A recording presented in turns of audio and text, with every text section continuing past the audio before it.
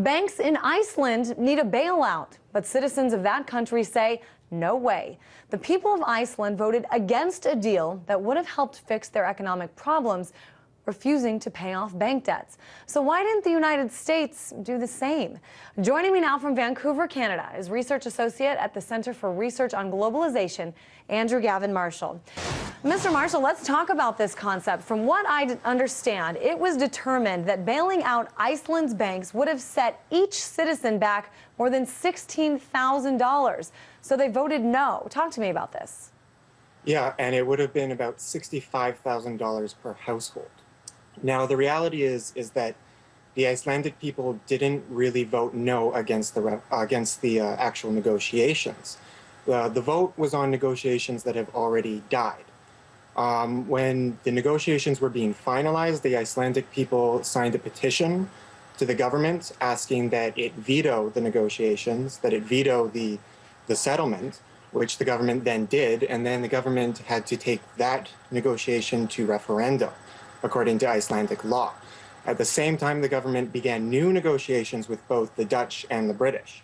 So the vote was basically akin to Marie Antoinette saying of the French people, let them eat cake. They were actually voting on something that was already dead. And the negotiations are going forward, and according to Iceland's central banker, they may be even finalized within the next few weeks.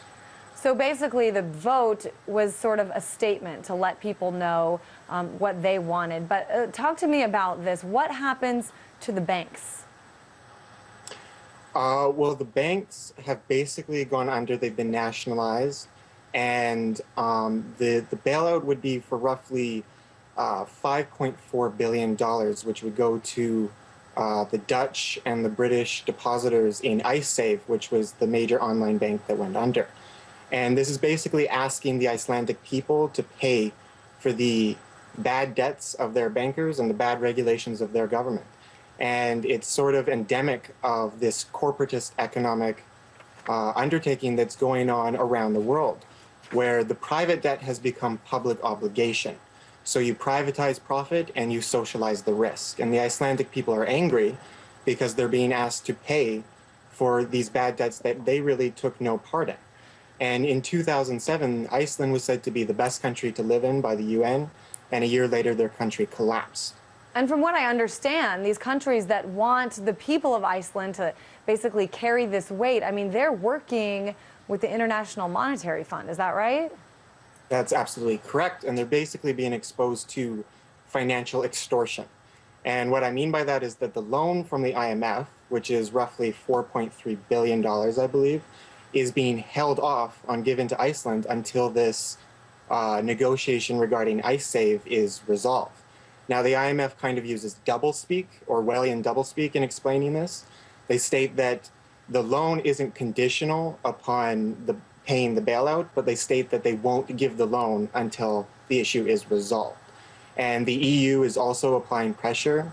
They're also trying to fast-track Icelandic membership in the European Union, which less than a third of Icelandic people are in favor of because they see what's going on with Greece, and they don't think that it will help them out very much. And the Icelandic people have been fierce guarders of their sovereignty for quite a long time, and they fear what the entry into the EU might mean for them. I guess I'm just a little confused then. As far as the people saying no, does that do anything to prevent them from having to bail out their banks? It doesn't. That's why it's sort of a let them eat cake situation. It's more of a political valve for anger of the Icelandic people to express it in some way. The vote was essentially between no and no. Even if they all voted yes, they're voting for something that has already been canned. And really the only repercussions this has is that it expresses that there's so much angst and anger against this negotiation and against bailing out these foreign entities that the British and Dutch have, in theory, conceded to some facets in negotiations, such as possibly lower interest rate payments on the debt, possibly extending the time period for which the repayments have to be made.